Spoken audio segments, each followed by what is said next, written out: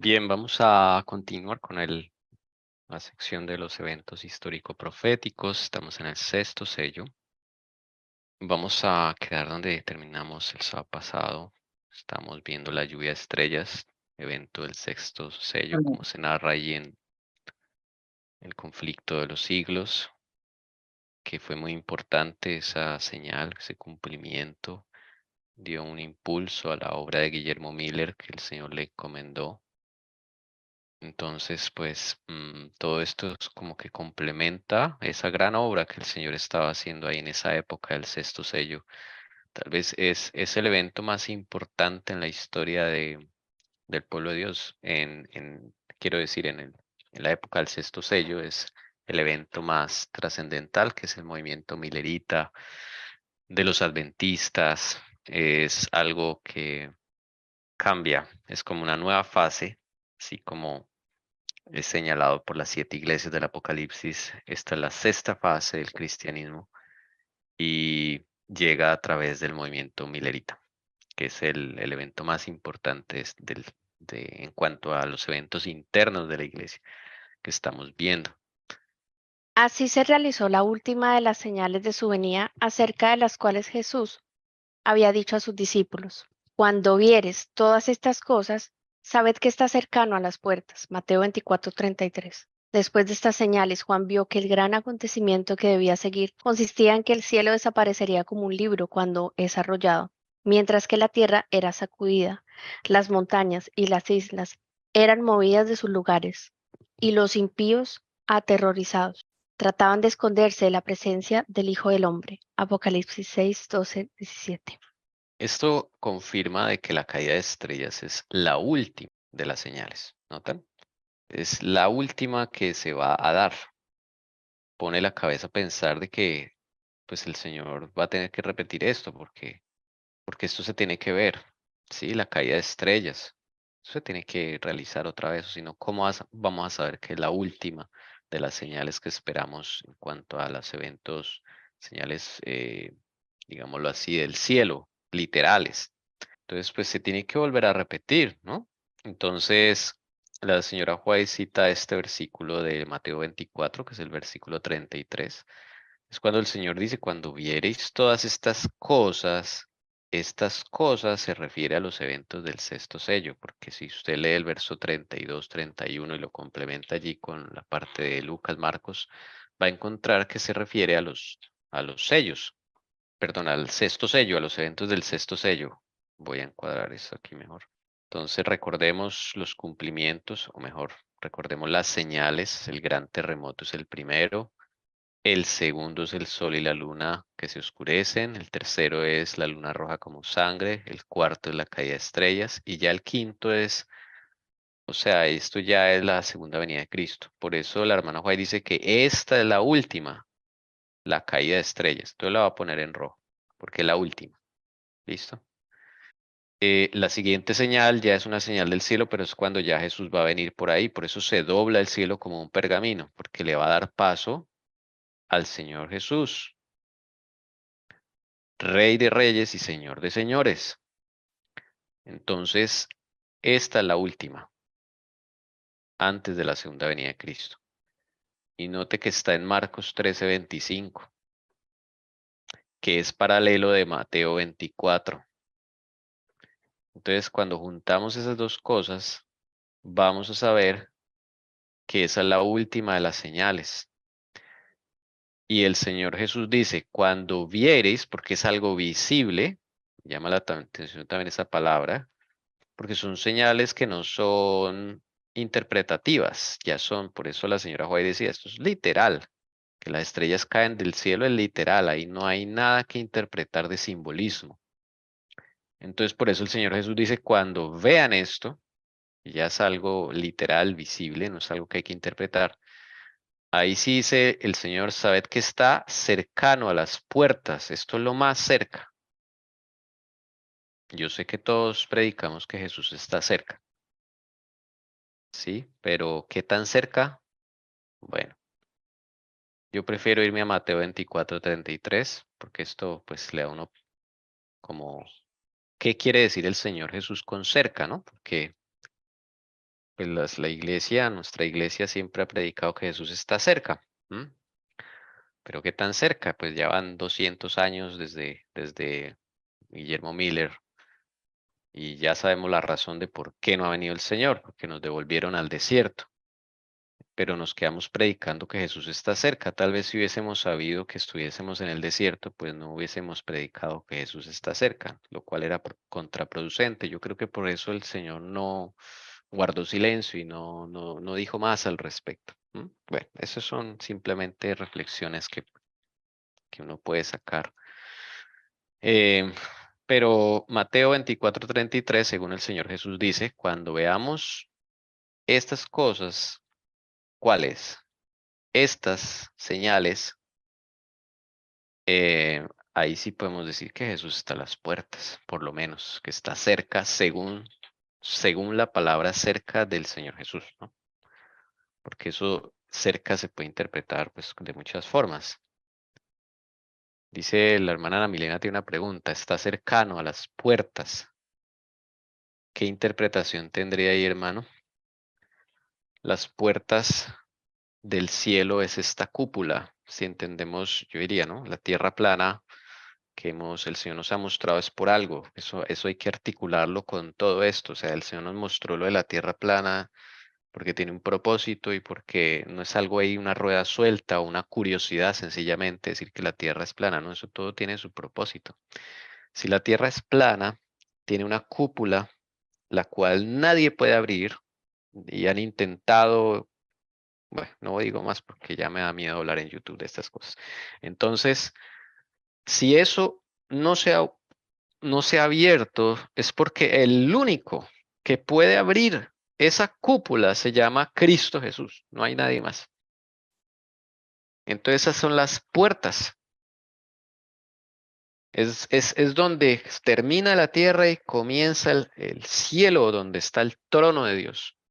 Que eso no es por allá a 1.000 millones de años luz, no es ahí arribita. 100 kilómetros nos separan de acá donde usted está sentado hasta la cúpula, hay 100 kilómetros. Entonces, la distancia que nos separa del trono de Dios, hermanos. Si eso se abriera, mm, hermanos, es que no estamos preparados para que eso se abra. Entonces, ahí la importancia de la preparación. Eso se llega a abrir. Y ustedes saben, hermanos, cómo termina el Apocalipsis 6. La gente queriendo suicidarse con tal de no ver la presencia de Cristo. Qué importante pregunta, hermana Ana Milena. Sí, esas son las puertas del cielo. Es la cúpula cuando se abra. No hay otra, es esa puerta. Si los ángeles necesitan unas tarjetas especiales de oro para poder ingresar, o sea, esa cosa ahí no se puede abrir así nomás, hermanos. Ni siquiera los ángeles.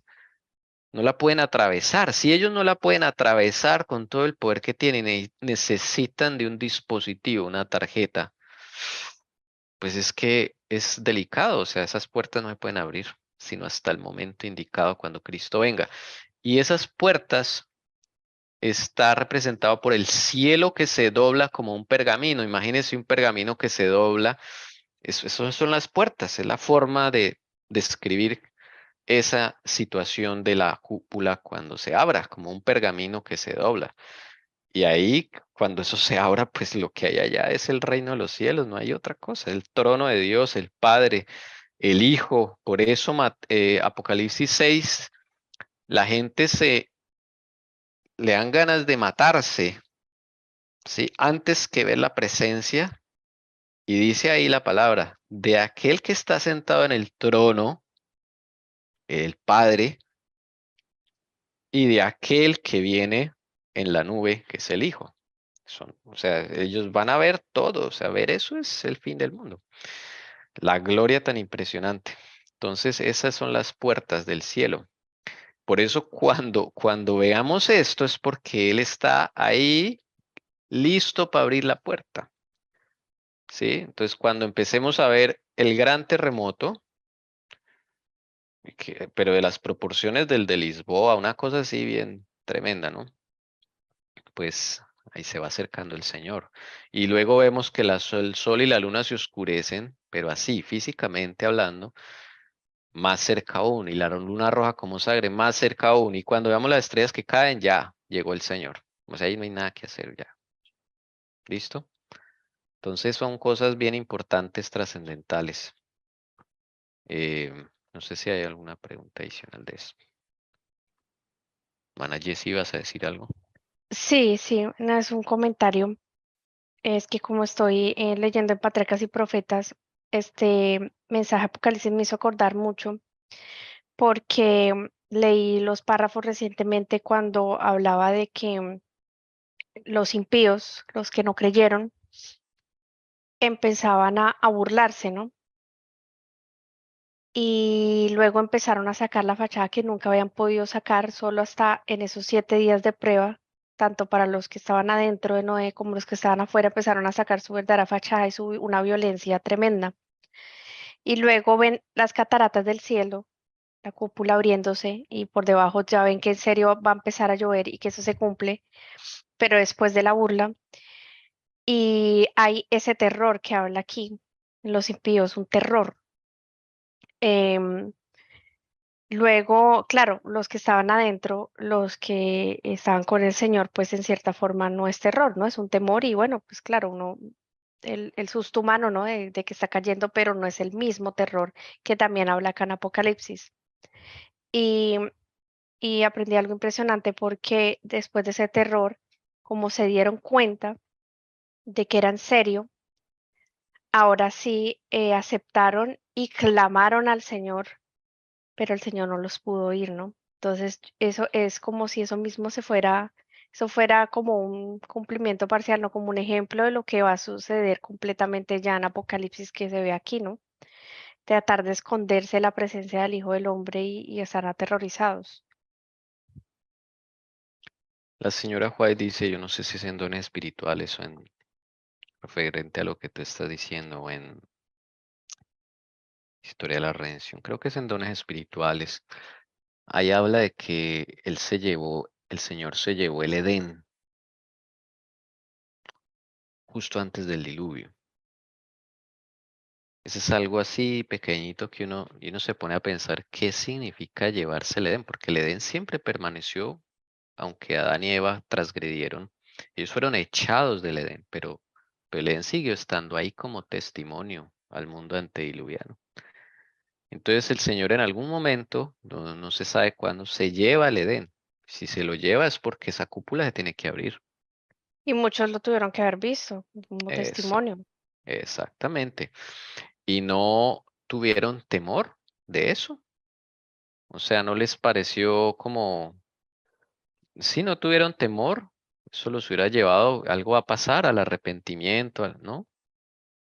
Entonces, yo creo que el único fue Noé y su familia que dijeron, ha llegado el momento. O sea, que el que se vaya al Edén es que la presencia que tenía Dios ahí, física en la tierra, se iba por causa del pecado.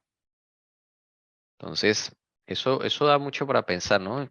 No, ahorita no tengo la cita, pero sí que esas puertas se debieron abrir, porque por dónde iba a sacar el Señor el Edén, ¿no? Que para Dios no hay nada imposible, ¿no? Pero bueno, entonces, miren la reacción de los impíos. Están aterrorizados por eso. Cuando el cielo se abra, ¿eh? Cuando esas puertas se abran, ¿noten? Entonces tratan de esconderse del Padre y del Hijo, cuando leemos bien ahí Apocalipsis, del Padre y del Hijo. Entonces, y todo está siendo sacudido, o sea, ese ya es el fin. Por eso estas señales son tan importantes. Este es nuestro reloj.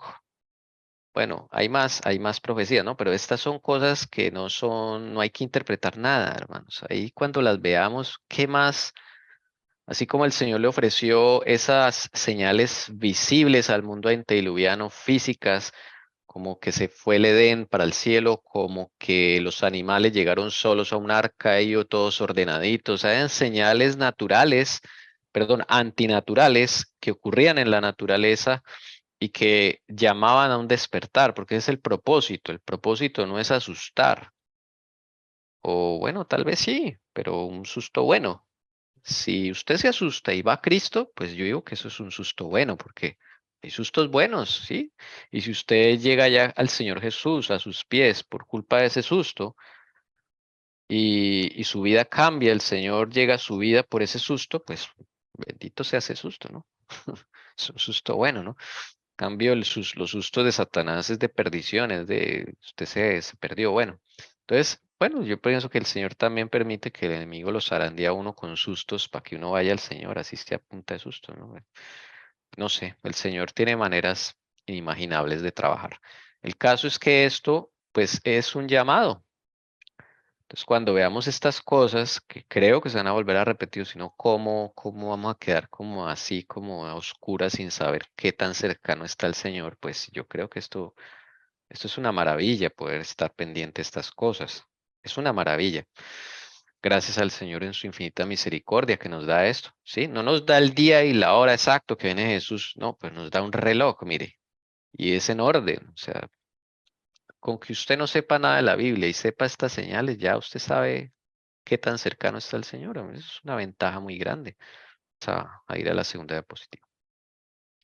Muchos de los que presenciaron la caída de las estrellas la consideraron como un anuncio del juicio venidero, como un signo precursor espantoso, un presagio misericordioso de aquel grande y terrible día. Así fue dirigida la atención del pueblo hacia el cumplimiento de la profecía, y muchos fueron inducidos a hacer caso del aviso del segundo advenimiento. Si notan cuál es el propósito, un anuncio del juicio venidero. Claro, al ver esas cosas, uno dice, esto es algo ya sobrenatural, esto se va a acabar. ¿Ven?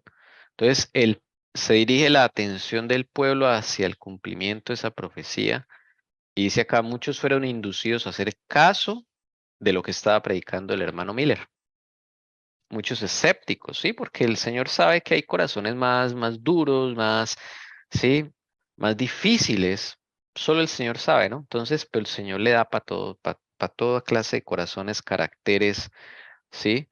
Así, algunos que creen más fácil unas cosas que otras, ¿sí? Por ejemplo, que la tierra es plana, unos la creen más fácil que otros les cuesta creer otras cosas. Bueno, eso depende del carácter de la persona. Entonces el Señor pues tiene variedad de cosas para, para darle, para llamar a cada uno. ¿Sí? Entonces con estos juicios, perdón, con estas señales, terremoto, el sol y la luna y las estrellas que caen en ese momento, en esa época, pues despierta las conciencias, los corazones. Ahí es cuando las vírgenes se levantan. ¿Sí? Entonces, porque ya viene el esposo. ¿M? Según la profecía, la parábola de las 10 vírgenes. Y lo que está predicando el hermano Miller es un instrumento de predicar, ya viene el esposo. Sí, eso es lo que está predicando el hermano Miller. Entonces, todo esto va acompañado de estas señales. Una obra similar se va a volver a hacer, porque si van a volver estas señales y bueno, los 144,000 van a predicar, ya sea por palabra, por testimonio, como sea, pero va a ir acompañado lo uno de lo otro, ¿sí? Entonces estas señales pues son muy importantes. Bien, hasta ahí termina lo de no sé si hay alguna pregunta para dejar este tema ahí cerrado de la caída de estrellas. Las leónidas son las estrellas que cayeron en esta época, que caen cada 33 años, ¿no? Yo no sé si, bueno, ya hicimos esa cuenta. Entonces, vamos al siguiente punto. Si no hay otra pregunta, siéntase en libertad de preguntar, porque a través de las preguntas el Señor va mostrando cosas también. O en las intervenciones, claro que sí. Página 382, párrafo 4, el conflicto de los siglos. Dice, en 1840, otro notable cumplimiento de la profecía despertó interés general. 2 años antes, Josías Lynch, uno de los principales ministros que predicaban el segundo advenimiento, publicó una explicación del capítulo 9 del Apocalipsis, que predecía la caída del Imperio Otomano. Según sus cálculos, esa potencia sería derribada en el año 1840 después de Jesucristo, durante el mes de agosto, y pocos días antes de su cumplimiento escribió. Bueno, aquí venimos a otra parte significativa de un cumplimiento profético. Y esta vez el Señor, como suele trabajar, no se la da a Guillermo Miller. ¿Sí? Se la da a Josias Litch. Aunque Guillermo Miller ya lo había escrito, ya lo había estudiado. Pero Josias Litch, este hombre era un pastor metodista. A él le llega los escritos de Miller, porque él es pastor, no puede estar, digamos, no tiene tiempo para ir a ver las predicaciones de Miller, pero le llega un escrito. Él queda cautivado, el Señor lo toca y Josias Litch se convierte en un predicador del movimiento millerita, así pues se vuelve un predicador también. Y le encanta la manera en que el Señor le enseñó a Miller a estudiar la Biblia. Entonces él aprende el método de Miller y se pone a estudiar el Apocalipsis y algo capta su atención. Esto ocurrió en 1838 cuando Josias Litch se convierte, digámoslo así, no sé si llamarlo conversión, o por lo menos acepta el mensaje de Miller, le cautiva, ¿sí? El llamado. Entonces él se pone a estudiar duramente, o sea, él saca un libro de 200 páginas en en 2 meses, una cosa así. Sí, eh, él tiene mucha facilidad en eso. Entonces, él escribe sobre la caída del Imperio Otomano como cumplimiento del capítulo 9 de Apocalipsis. La hermana White pone acá un párrafo. Vamos a leer ese párrafo que escribió Josias Litch antes del cumplimiento de esta profecía. Entonces voy a ponerlo aquí. Admitiendo que el primer periodo de 150 años se haya cumplido exactamente antes de que Deacoses subiera al trono perdón, con permiso de los turcos y que los 391 años y 15 días comenzaran al terminar el primer periodo, terminarán el 11 de agosto de 1840, día en que puede anticiparse que el poder otomano en Constantinopla será quebrantado. Y esto es lo que creo que va a confirmarse. Manita Carito, ¿usted entiende esto que escribió Josias Litch con total sinceridad? ¿Usted sabe dónde sacó él todo esto? Tranquila, contesta, no es, no es una pregunta capciosa. Manita Carito. Perdón, estaba tosiendo. Ok, disculpe. ¿El quién era? Josias Litch, el otro ministro que quedó, digámoslo así, flechado con el mensaje que el Señor dio a través de Miller. Ya. Y él estudió el capítulo 9 de Apocalipsis y llegó a esta conclusión. La pregunta es si su merced entiende esto que escribió él aquí, con la información que hasta ahora tenemos. Yo siento que sí, como que él sacó cosas de historia, ¿no? Ujú, O sea, como que él comparó la historia en el mundo con la profecía. exacto. ¿Sabemos quién es Diacoses? No, yo no me acuerdo de él. Eso, exacto. Poder otomano, bueno, por ahí lo hemos escuchado. Constantinopla, por ahí lo hemos escuchado. Pero ¿de dónde sacó eso que de 391 años, 15 días, terminan el 11 de agosto de 1840? A eso me refiero, tenemos un... Eso no es eh, bíblico. ¿Y O por sea, qué? como que una fecha, no hay como una fecha tan certera, por decirlo así, según lo que hemos estudiado. No, ¿y Para mí por es qué? preciso. Lo único que es la segunda venida del Señor, que no tenemos el día ni la hora, pero esto, ¿por qué no? Esto no tiene que ver, o sea, es un cumplimiento de una profecía, pero aquí no está dando fecha de la venida de Cristo. Yo no sé por qué todos lo aterrizan ahí. ¿Sí es Yo, claro lo que Josias Lich está hablando? yo pienso que Carito dio la clave. Ujú. Él se fue a mirar una historia, entonces habría que ir a conocerla para recordar, porque sí, por lo menos yo me acuerdo de los turcos, yo me acuerdo de todo eso, pero como no sé quién es, no me acuerdo de haber oído o escrito Diacoses, si él se fue a una historia, habría que ir a mirarla, ¿no? Ujú. Él está diciendo acá que el Señor Jesús viene el 11 de agosto de 1840. Es que quiero estar seguro de si entendieron bien lo que se está tratando, hermanos, porque esto no es, pues si no, no importa. Aclaramos, volvemos a leer. Es que estos dos párrafos son los menos entendidos del conflicto de los siglos. Por eso, digamos, basado en la experiencia, que siempre estos dos párrafos son, la gente no entiende qué está hablando aquí. Mucha gente no entiende. Em, entonces, hay una pregunta por aquí. Ana Milena dice, no entiendo. Así es, hermana Ana Milena. Totalmente de acuerdo, no se entiende, ¿sí? Eh, pero número uno, hay que dejar bien claro esto. Josias Leach no está dando fechas de la segunda venida de Cristo.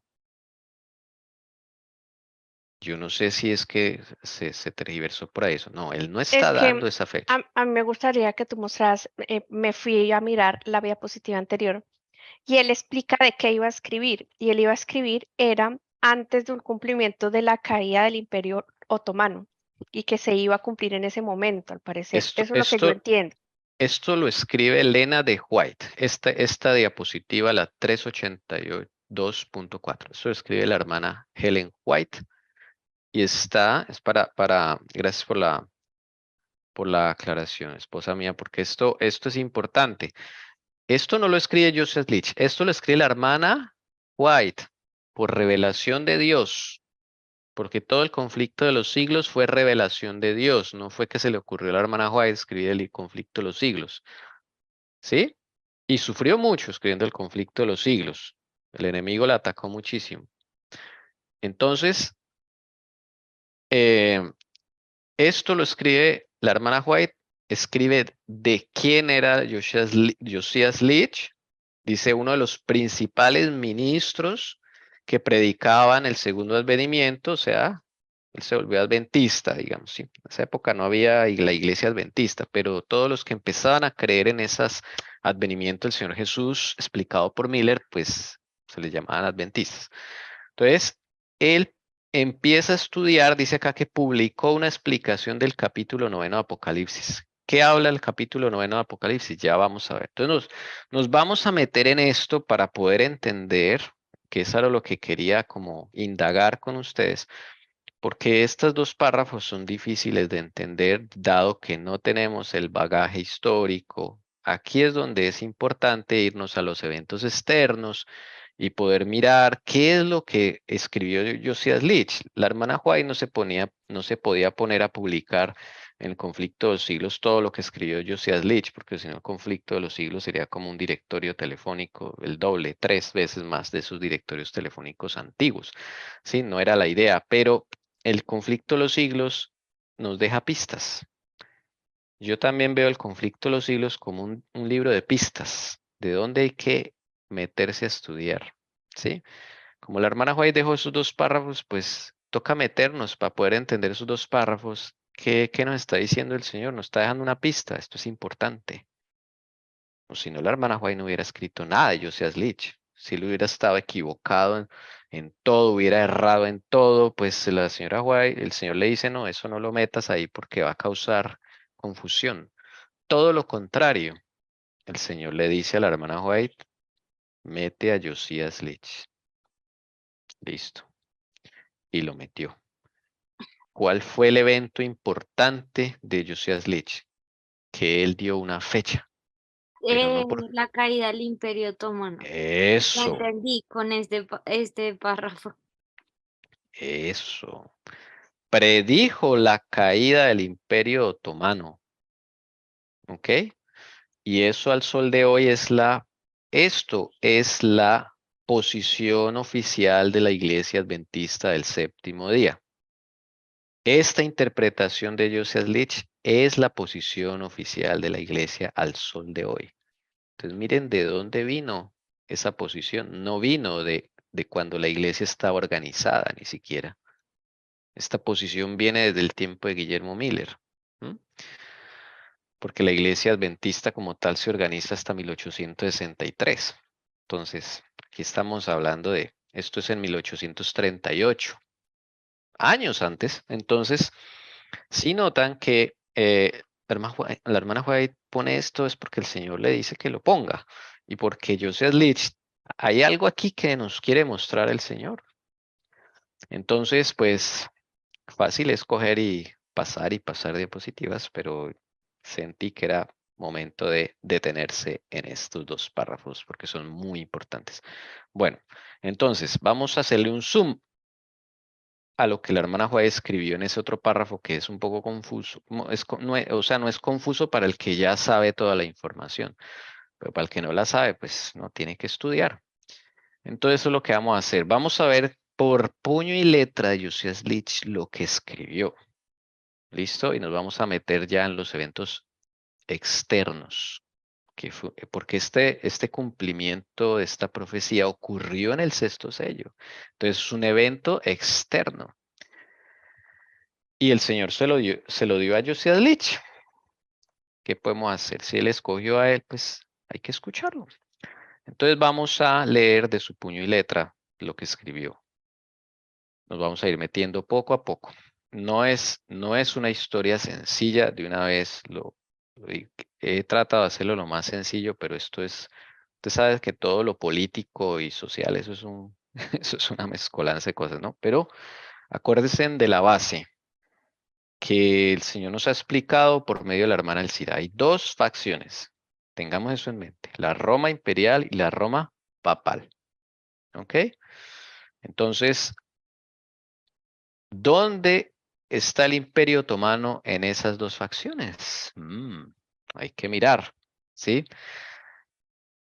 ¿Qué pasó en 1840? Y advierto que esto es algo que no cuenta Wikipedia y solo está en los libros más antiguos que ya han sido desechados, en los libros de historia antiguos. Acuérdense que la historia ha sido modificada, trastocada para que la gente no hurgue por allá. Pues nosotros sí vamos a hurgar en el nombre del Señor, porque el Señor nos dice, hurguen por ahí porque hay cosas. Pues nos vamos a meter. ¿Qué pasó? ¿Qué tiene que ver el Imperio Otomano en todo esto? Sí, esta predicción del hermano Josias Leach dio un gran impulso, o sea, sí que dio el impulso final a la obra que Dios le encomendó a Guillermo Miller, porque imagínense que Guillermo Miller estaba con una profecía de tiempo y luego viene Josias Leach con otra profecía de tiempo que se cumplía antes de la de Miller y se cumple, que eso es lo más importante, es de Dios, se cumplió. Entonces el Señor dice allí en Deuteronomio, pues creo que en Deuteronomio, que si Él envía un profeta y se cumple esta profecía, ¿sí? Es del Señor. Esa es una de las claves para saber si alguien tiene un mensaje del Señor. Es porque lo que diga se cumpla, ¿sí? En este caso, pues Josias Leach no tenía ningún digámoslo así, don profético, pero Dios lo usó como un mensajero.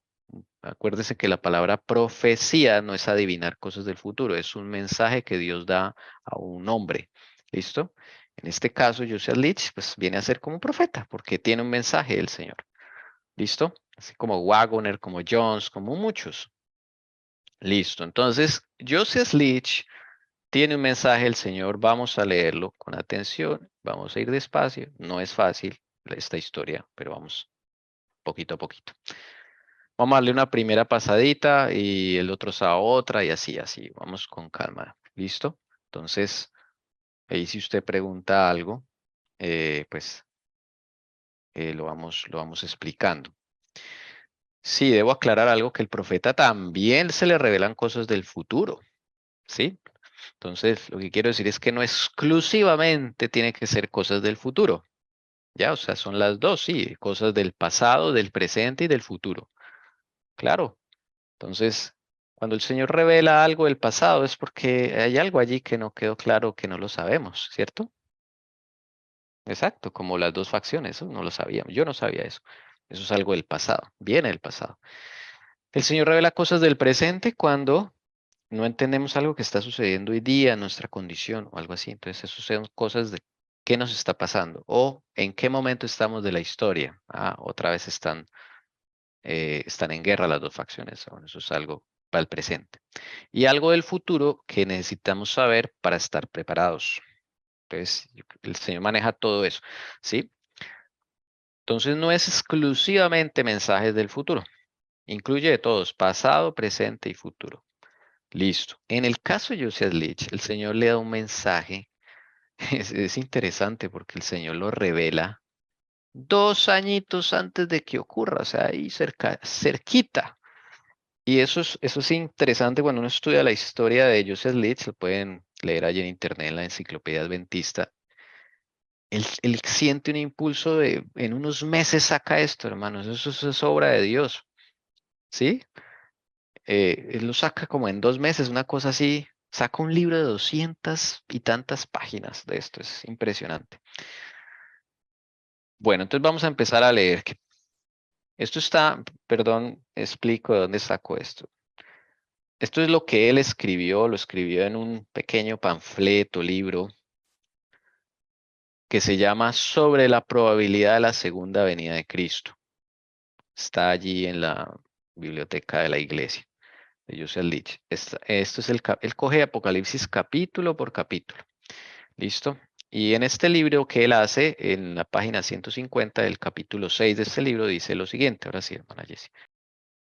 Dice, el quinto ángel tocó la trompeta y una estrella cayó del cielo a la tierra. Una estrella es un ministro caído. El sonido de esta trompeta tuvo lugar alrededor del año 606 después de Cristo, cuando surgió la impostura mahometana. Esta impostura fue más obra de un judío a quien conoció en sus viajes por Siria y de un monje nestoriano que había sido expulsado de su claustro, que obra del propio Mahoma. Su sistema es una mezcla confusa de judaísmo, cristianismo y paganismo. El monje exiliado fue probablemente el principal agente en la obra de formación de esta impostura y podría con propiedad o sin violencia a la figura ser denominado una estrella caída. Bueno, nos falta leer el texto bíblico. ¿De qué está hablando Josiah Leach? Vámonos al texto bíblico y vamos a entender Apocalipsis 9. Vamos a leer primero este. Hermana Jessie, usted misma, por favor, lea este, si es tan amable. El quinto ángel tocó la trompeta y vio una estrella que había caído del cielo a la tierra y se le dio la llave del pozo del abismo. Cuando abrió el pozo del abismo, subió humo del pozo como el humo de un gran horno, y el sol y el aire se oscurecieron por el humo del pozo. Y del humo salieron langostas sobre la tierra, y se les dio poder como tienen poder los escorpiones de la tierra. Bueno, atención, esta es la quinta trompeta. ¿Listo? Yo sé que la hemos leído varias veces por ahí, pero entonces vamos a ver qué dice Josiah Leach de la quinta trompeta, porque él junta la quinta y la sexta como un solo mensaje, ¿sí? Y es verdad, sí, van relacionadas. Entonces, vamos a ver aquí, lo primero que hay es una estrella que había caído, una estrella que cae, ¿listo? Y cuando cae, él se le da una llave. Todo esto es simbólico. La llave del pozo del abismo.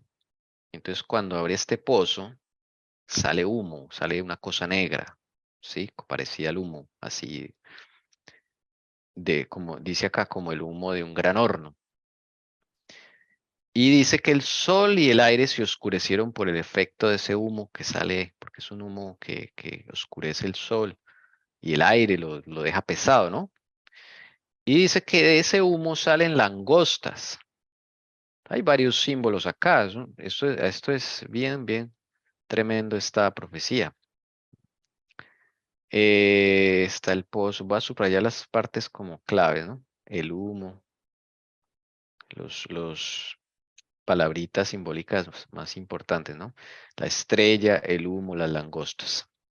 Y esas langostas salen por toda la tierra y se les da poder.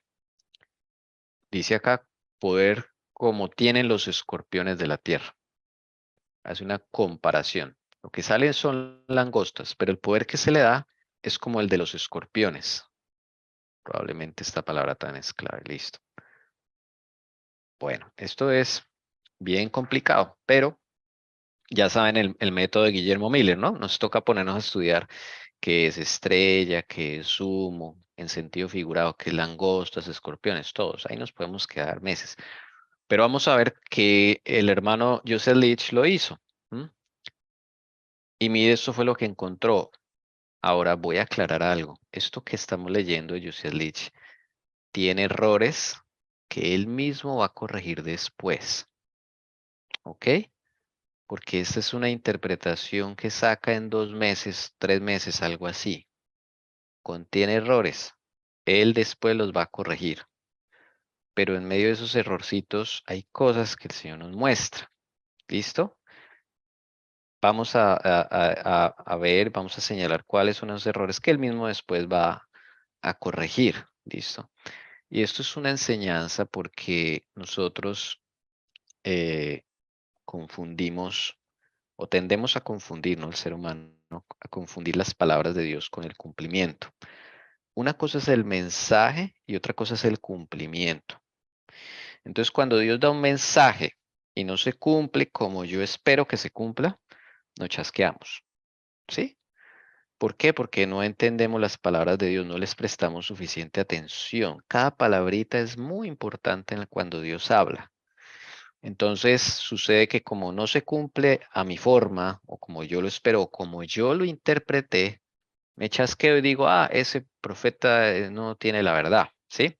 Ese mensaje no era verdadero. Mucho cuidado con eso, hermanos. Mucho cuidado. El hecho de que algo no se cumpla como yo espero, no quiere decir que el mensaje no haya venido de Dios. Cuidado, porque esto va a pasar en este mensaje que Dios le revela al hermano Lich. Y el Señor tiene un propósito con esto que es probar a su pueblo. Y por eso Él permite los errores aquí. Todo como lo vamos a ver. Esta experiencia tenemos que vivirla porque nos enseña a separar el mensaje de Dios del cumplimiento. ¿Sí? Y eso tenemos que ser muy, muy cuidadosos y no como les pasó a los hermanos mileritas que quedaron chasqueados y que se apartaron es porque no se cumplió como ellos querían. Pero el mensaje es verdadero. El mensaje es de Dios. Entonces eso, Tommy, sí un señora. aporte. Ese chasco, como fue importante para la época apostólica, ellos vivieron también su chasco. Creyeron que Jesús iba a gobernar ahí como David, no fue así. También la iglesia repite ese chasco y por eso en la iglesia de Prado a veces hablamos de que si esta última generación nosotros iremos a vivir un chasco, pues esos chascos por lo general lo que hizo fue de verdad como sucedió con Pedro, buscar al Señor de todo corazón. Amén. Es el propósito de los chascos. Y probar los corazones, porque no todos fueron después del chasco a buscar al Señor, no se enojaron, bueno, unos se enojaron, pero después volvieron, bendito sea el Señor, ¿no? Otros se enojaron y se apartaron para siempre, otros se quedaron preguntándole al Señor, o sea, hay diferentes reacciones, ¿no?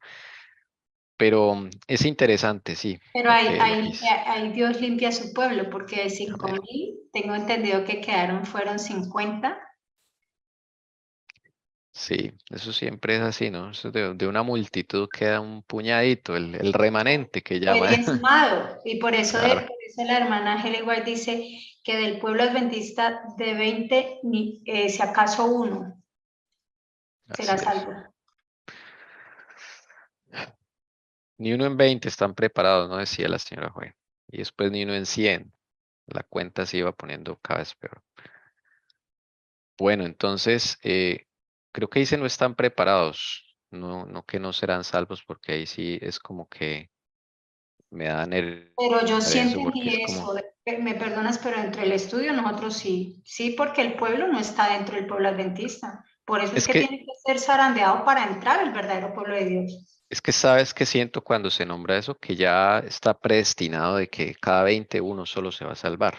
Entonces, Es que yo 19, pienso que no es predestinado, es que el Señor sabe quiénes están actualmente dentro, pues porque Él ve el futuro, quiénes están actualmente dentro del pueblo de Dios. Y Él sabe quiénes de los que están afuera van a llegar. Por eso se atreve a hablar como profecía qué va a suceder.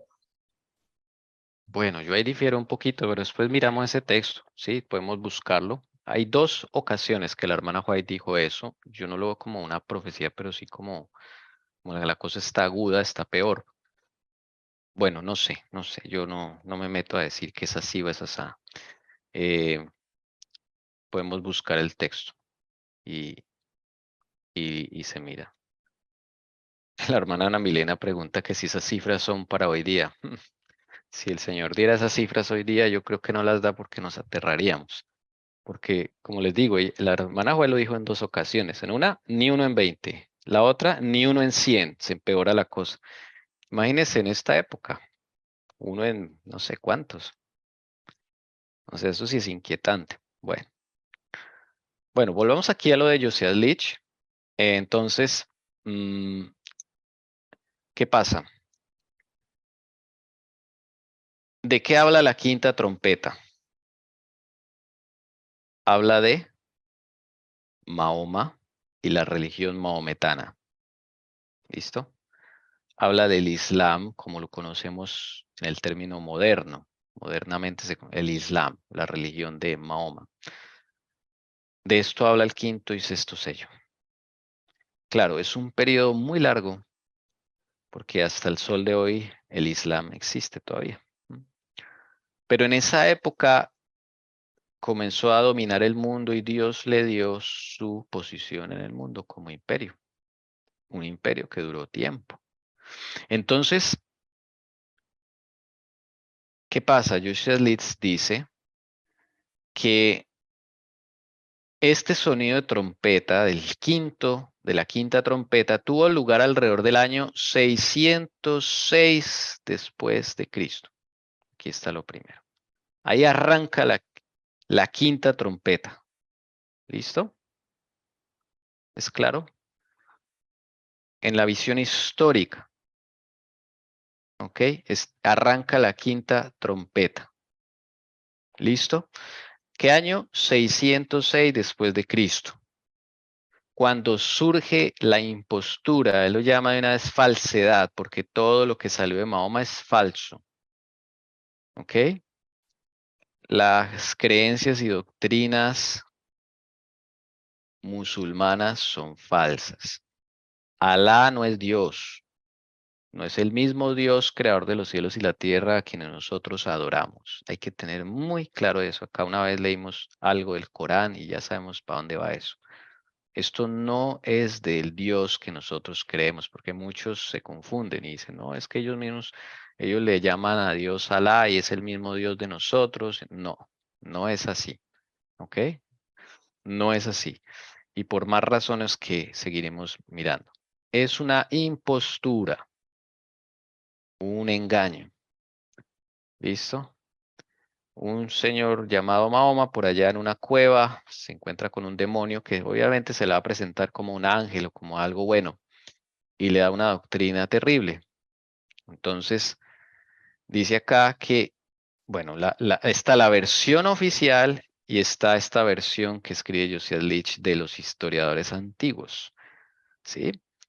La versión oficial, si usted entra a Wikipedia, nunca le va a decir que esto fue así, que Mahoma, ellos dicen que Mahoma lo aprendió en una cueva, ta, ta, ta, ta.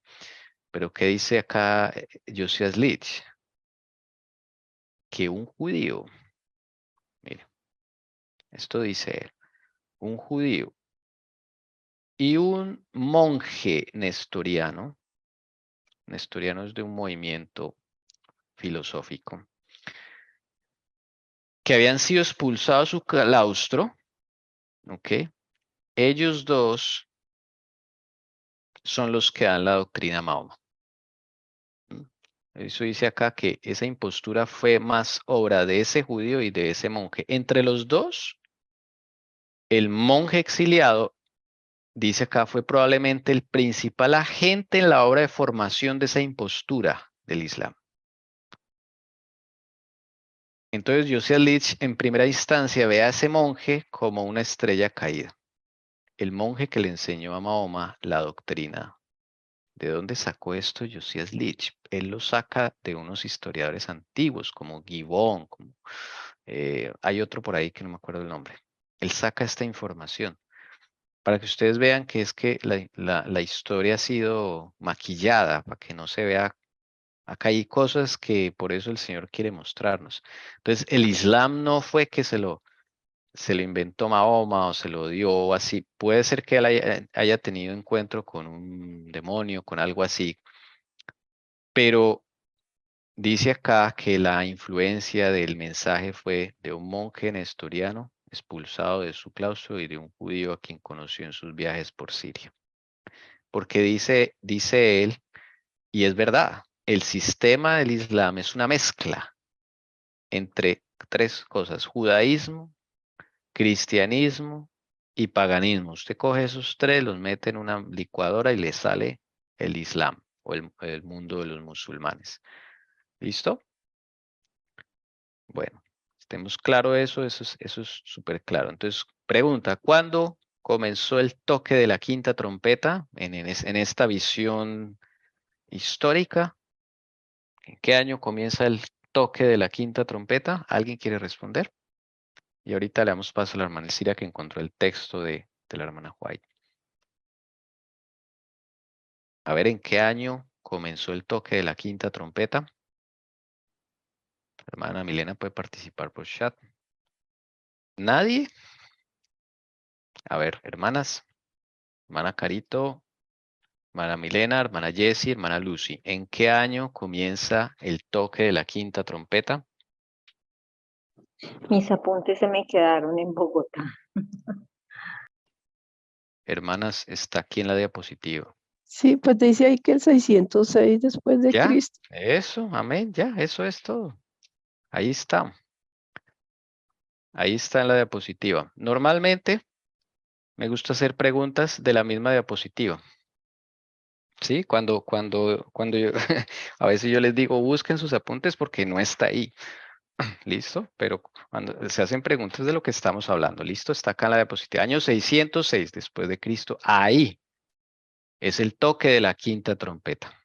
¿Listo? Él dice alrededor. Después en otro escrito, él ya va a establecer la fecha. Y va a ser una fecha que tiene sentido. ¿Listo? Recuerden que esto es un primer estudio.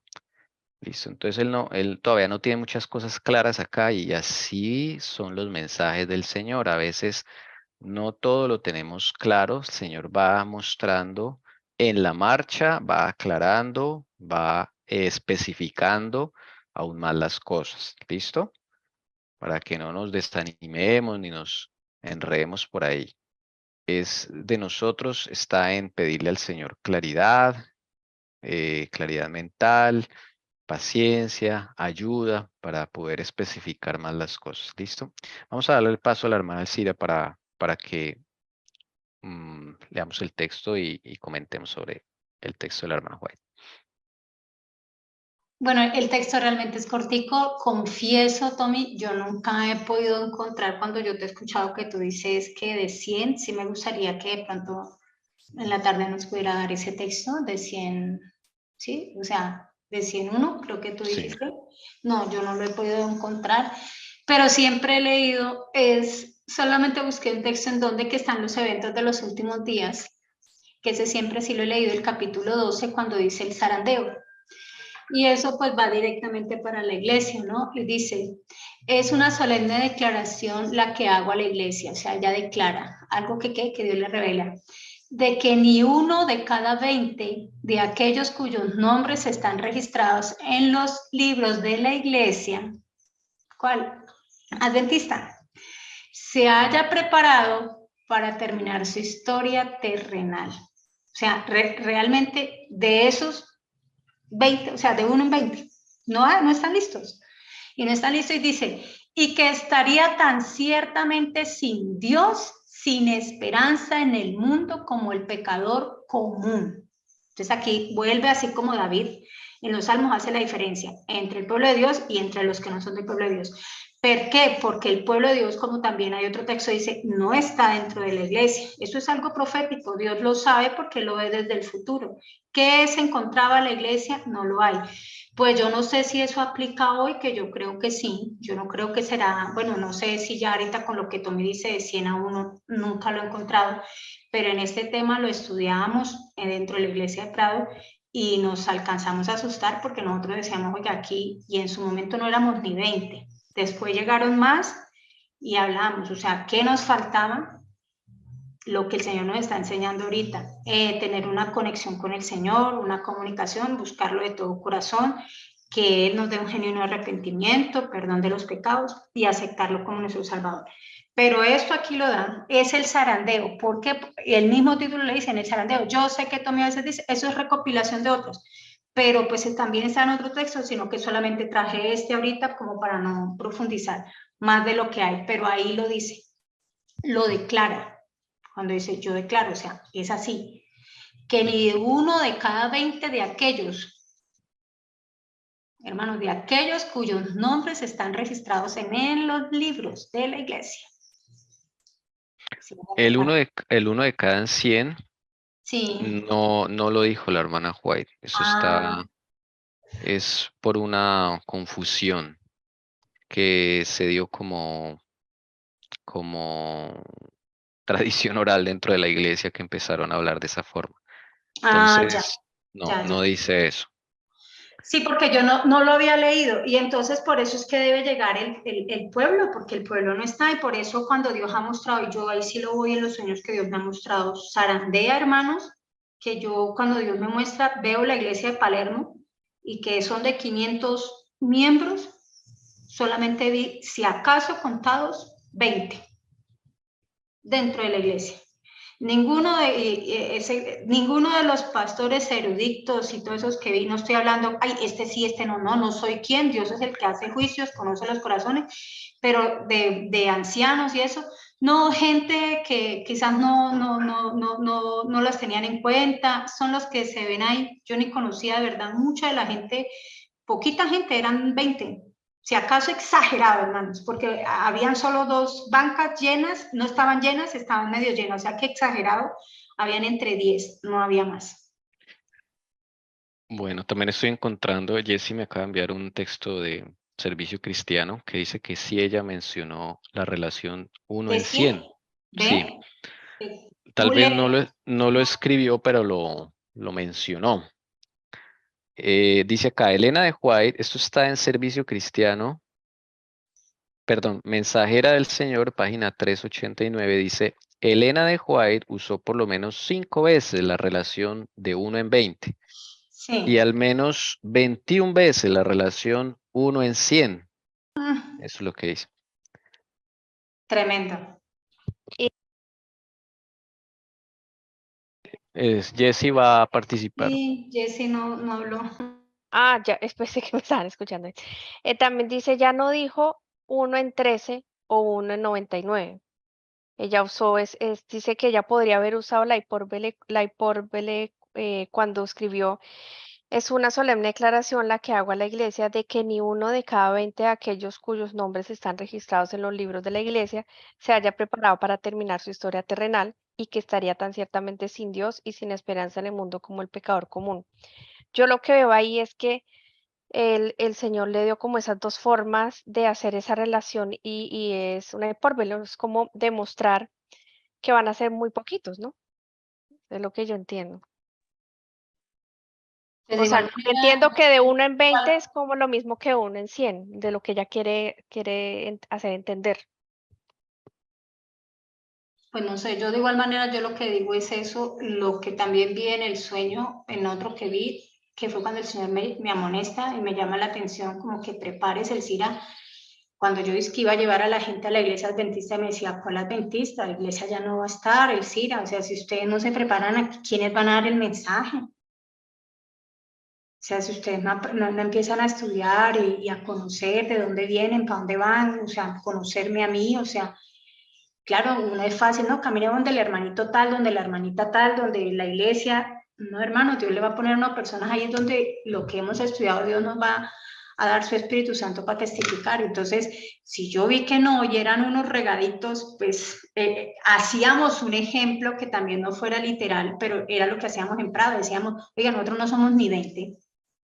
Es para uno cuestionarse qué podría pasar de los que poquitos que estábamos ahí, si estábamos listos. Ese fue el cuestionamiento de nosotros para revisarnos nosotros en su momento interiormente con el Señor. Ok.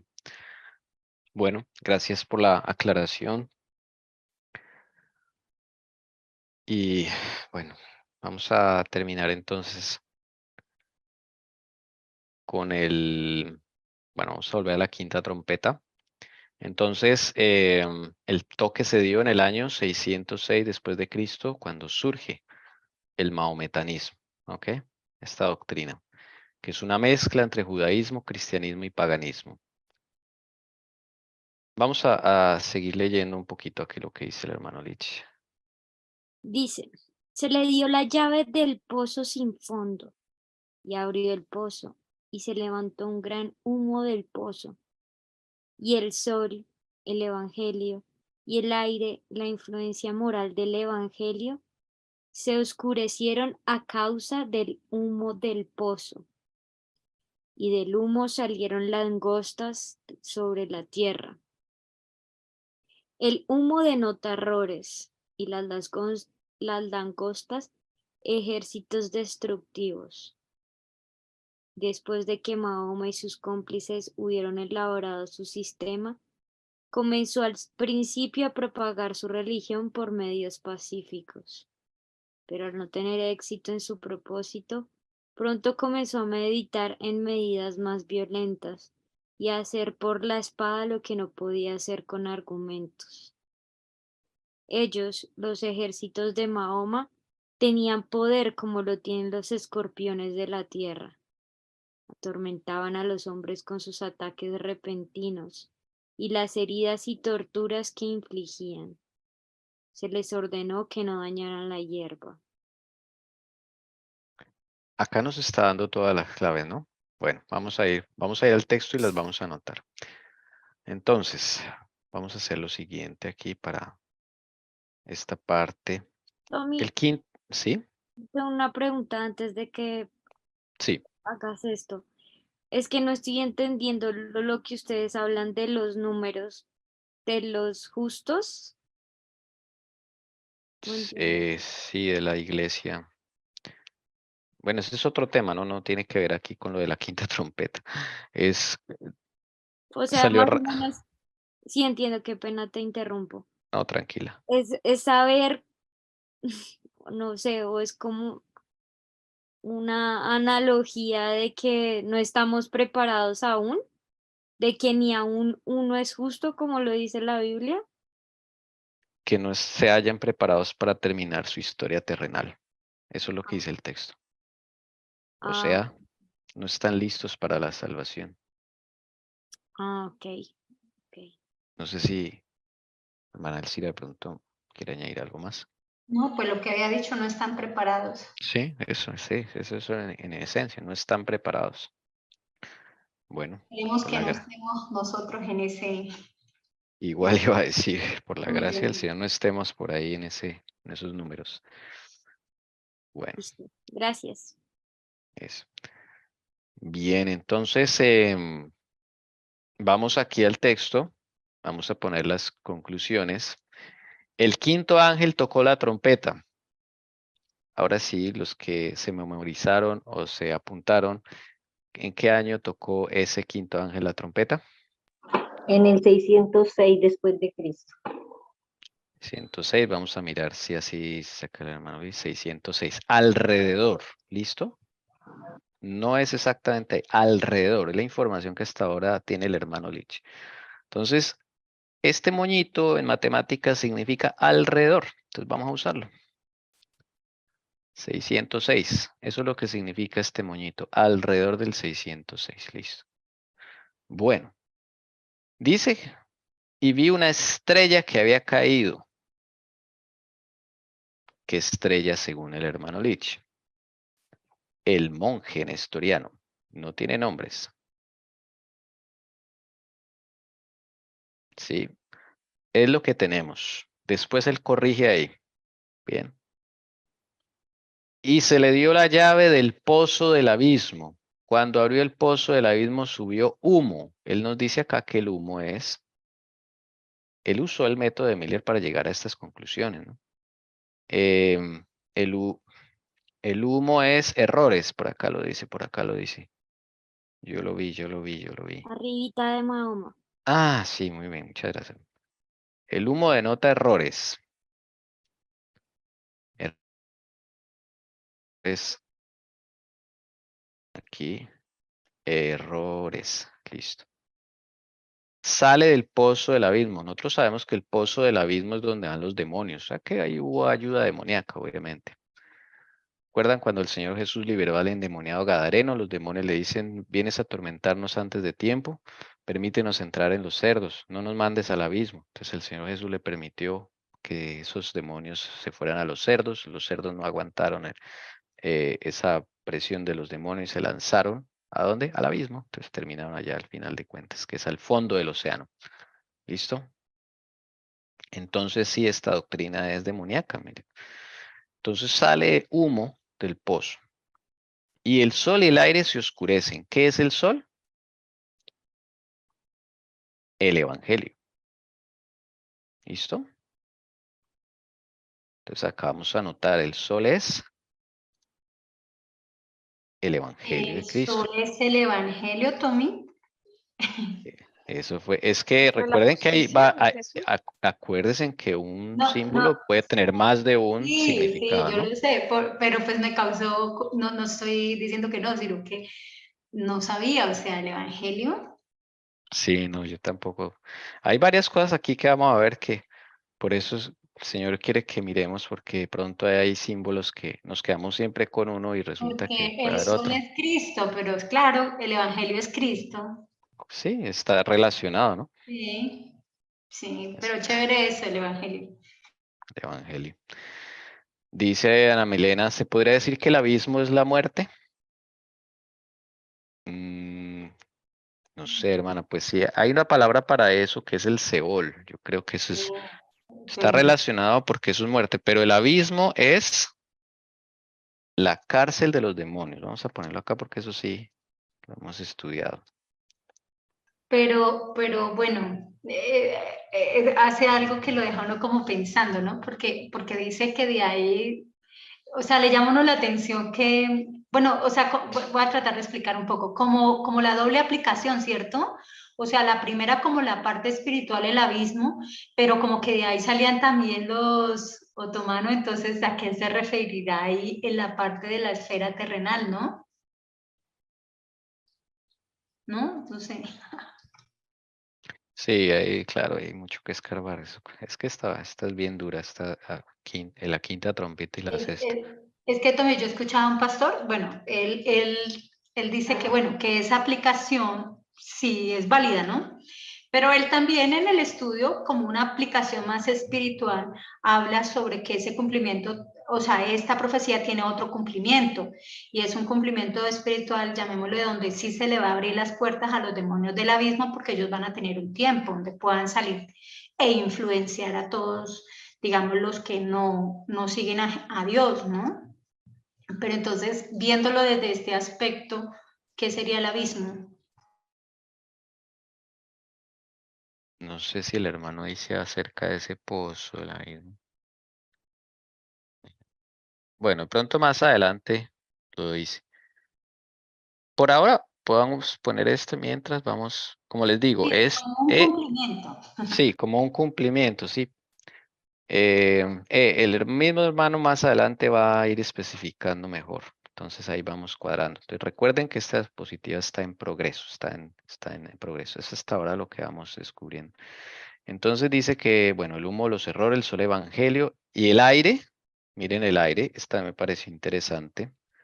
El aire él dice que es la influencia moral del evangelio. Bueno. la influencia del evangelio. Me surge una pregunta y de pronto es que estoy haciendo chat, pero dice aire, y entonces, ¿qué diferencia hay entre aire y los vientos? Es verdad, porque el aire es como más apacible, ¿no? Los vientos son más fuertes. El aire se usa cuando... Es cuando hay guerra, los vientos, cuando como que se les da el tiempo, o sea... vientos son fuertes. Sí, son como guerras, o sea, son guerras, o sea, y son guerras, son, digamos, imperios, son gobiernos que se levantan, guerras civiles, todo eso. Sí. Sí, interesante. Este aire es algo apacible, algo así rico, como cuando uno sale y se refresca, así. Un oxígeno. Eso. La influencia del evangelio, se oscurecieron por el humo del pozo. Claro, estos errores llegan a permear al mundo y os van a oscurecer. Es uno de los propósitos del enemigo, oscurecer el evangelio de Cristo. En esa época, 606, estamos hablando de una época justo cuando el papado está en su trono ya gobernando, es muy cercano a esa fecha del 538. Me acuerdo que ahí está Colúmbano predicando, bueno, o se empieza a levantar. Es curioso cómo ahí se ve el conflicto, mientras el enemigo levanta a un tipo llamado Mahoma, por el otro lado el Señor va a levantar a un gran reformador que es Colúmbano. Entonces no es casualidad. Tommy y hermanos, en la Biblia también habla, bueno, yo no sé sobre eso del aire, que tú dices que apacible, cuando uno ve que Elías va y se esconde allá en la cueva, ¿no? Ya cuando dice es como, si no me equivoco, un viento apacible, ¿no? Y ahí es donde se encontraba Dios. Sí, señora. Ahí está esa palabrita de aire. En otras Biblias como silbido apacible. Un silbido es algo diferente a un viento. Eso. Hay una diferencia. Ok, interesante. Entonces, miren todos los simbolismos que estamos aquí con la ayuda del Señor que nos está mostrando a través de Josiah Litch. Y dice que Mahoma comenzó al principio a predicar ese mensaje así pues, pacíficamente, pero pues ya después tocó con la espada, las malas. Entonces, claro, él se arma un ejército y el ejército pues es representado por estas langostas. ¿Listo? Langostas, ejércitos destructivos, miren. Tommy, ¿puedo aportar algo? Por favor, mientras voy aquí a notar. Me deja pensando lo de Mahoma y lo del abismo. Y es que realmente el Islam pues fue creado, ¿no? Fue creado por los jesuitas, llamémoslo así. Y cuando dice el abismo es como la cueva donde se encuentran todos, hablándolo terrenalmente, todos esos jesuitas, el papado, todo eso. Porque pues no es Mahoma, detrás de Mahoma estaba esa facción que él había creado. Claro. Sí, inclusive el hermano Litch con la luz que tiene dice, eso no fue Mahoma. Él dice de un judío y un monje nestoriano, por ahí que le empezaron a meter esas ideas y desde luego ellos, y llevarlo para allá. ¿Y ellos de dónde vienen? Pues de la facción. A la luz de que hoy el Señor nos ha dado, sabemos que fue la facción quien levantó con los jesuitas, montó digamos, esta religión, fue creada. ¿Tú dices que fue creada de la Roma imperial o fue creada la Roma papal? Ahorita estoy como un poquito como mucha información, pero el objetivo era crearla. Creo que fueron los jesuitas quienes los crean. ¿Se acuerda que este jesuita Rivero, él también habla de eso? ¿Sí te acuerdas?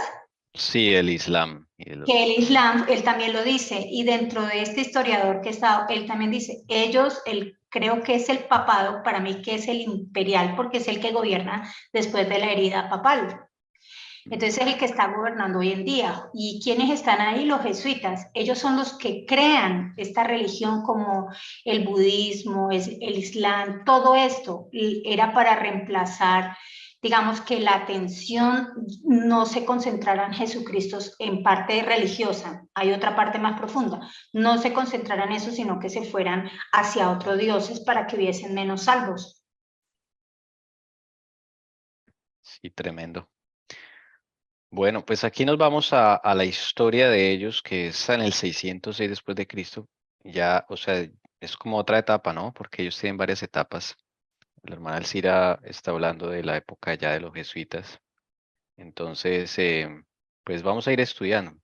Lo digo, perdóneme, es por lo que como quedó el pozo del abismo, entonces como que el Señor nos estaba mostrando algo, como diciéndome, o sea, esa guarida, como cuando hablaba el Señor de las iglesias, ¿dónde era que se encontraba y quiénes son los que estaban realmente armando todo esto? Interesante, sí. Sí, ese pozo quedó abierto, ¿no? Al sol de hoy. Bajo desde este punto de vista, ese cumplimiento, ese pozo ahí, en ninguna parte del Apocalipsis dice que se cerró otra vez ese abismo. Bueno, interesante. Entonces las langostas son ejércitos destructivos. Los ejércitos de Mahoma que salen alrededor de más adelante, salen a armar guerras y se les da poder. Ese es el poder. A ver, un momentico que me fui aquí. Listo. Tenían poder como lo tienen los escorpiones de la tierra. Atormentaban a los hombres con sus ataques repentinos. Así eran los ataques de los mahometanos y las heridas y torturas que infligían. Pero se les ordenó que no dañaran la hierba. Bueno, ¿qué será la hierba? Eso es más adelante. Acá no menciona qué son los escorpiones. Estos son los ejércitos de Mahoma. Es importante porque la misma Biblia va a describir cómo eran la forma de sus ejércitos, de esas langostas, en sentido figurado, claro está.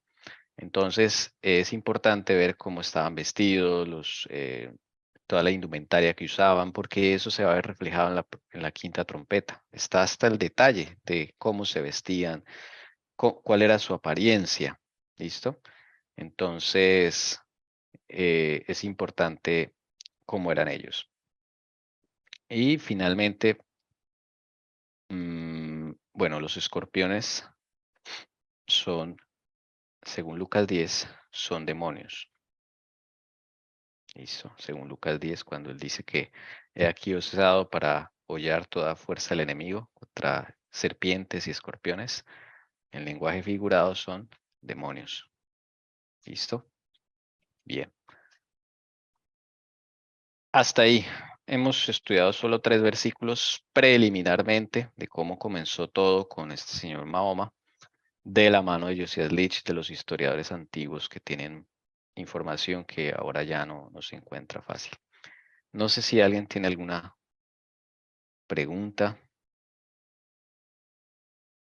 No sé si comentario final. Yo digo que de lo que has estado ahí mostrando, leyendo, o sea, ellos no la tenían clara, ¿no? Este hermano. Pero, no sé, o sea, entre líneas, yo creo que, pues, él tocado por el Señor, él sabía que había algo más atrás y más oscuro que, llamemos, no era para esa época mostrarla, sino solamente el cumplimiento del tiempo para podernos llevar al juicio, ¿no? Y a la preparación. Pero para este tiempo pienso que eso es importante porque es la terminación de esta historia y debe salir todo como a flote, pero ellos lo sabían. O sea, es como cuando uno dice, hay algo, ahí hay algo. Sí, si no, él no se hubiera ido hasta el año 606 después de Cristo allá a hurgar. ¿Qué necesidad? Si es una profecía que se va a cumplir en su tiempo. Es Tommy, por ejemplo, cuando el Señor me da pistas a mí y me lleva a la Segunda Guerra Mundial. Y yo le decía, ¿qué pasó en la Segunda Guerra Mundial? ¿Qué pasó en la Segunda? O sea, y empiezo a hurgar, y el Señor, créeme que yo no soy buena para el inglés, y aún así me llevó información en español. y historiadores en español, o sea, que no tienen lo que uno tiene, pero era necesario saber qué pasó. Y yo creí que era solo llegar a la Segunda Guerra Mundial. Y luego usted sigue tirando la pita, la piola, y te va llevando a más años atrás, hasta que llega uno como actualmente hasta el Imperio Medo-Persia. Y uno dice, wow, y después tú sigues y Babilonia. Entonces, claro, es el mismo hilo que han tejido todos estos años, digamos, de historia del pueblo de Dios. Es verdad. Sí, señora, así es. Interesante. Bueno, pues vamos a volver entonces a estudiar estas cosas para poder entender la quinta trompeta, la sexta trompeta. Hay que estudiar historia y política, no hay de otra. Entonces ahí vamos despacio y vamos con calma. Pero una sugerencia, no sé, pues para Sí, que independiente de que uno se devuelva a la historia, es bueno mirar, a no quedarse como en esa etapa de la historia, sino mirarlo ahora, que es lo que, digamos, que está pasando. ¿Por qué? Porque eso hace como entender más el macro de todo lo que está sucediendo y no claro, solo una piecita suelta. claro. Esa es la idea y por eso sí, siento que el Señor acá nos está mostrando, nos va a mostrar cositas que también su merced, pues con lo que el Señor le ha mostrado, nos puede aquí como complementar y enganchar esa historia con el presente, que esa es la idea. Bueno, mm, hemos terminado, no sé si alguien quiera despedirnos en oración. Bueno, vamos a ponernos de rodillas. Señor Jesús y Padre Santo, te agradecemos por esta palabra en esta mañana, Señor Jesús, por este culto, porque a través de Tommy, la hermana Cira, Jessica y todos los aquí presentes, podemos aprender cada día más de ti, Señor. Y quizás podamos dentro de nosotros reflexionar para con ayuda tuya poder ser mejores y poder reflejar tu carácter. Señor, ahora que llega la hora del almuerzo, te pedimos que podamos regresar esta tarde para aprender más de ti en este sábado santo, Señor. Gracias por todas las bendiciones que nos das y por tu amor y misericordia para con nosotros, pecadores. Gracias, Señor Jesús, porque tú nos mantienes de pie y porque tú pones el querer como el hacer de tu santa y divina voluntad, Padre Santo. No permitas que nos desviemos en tu sábado santo y permite que podamos disfrutar de tu palabra y de ti cada día más, Señor. Todo esto te lo pido en los méritos de tu amado Hijo Cristo Jesús. Amén.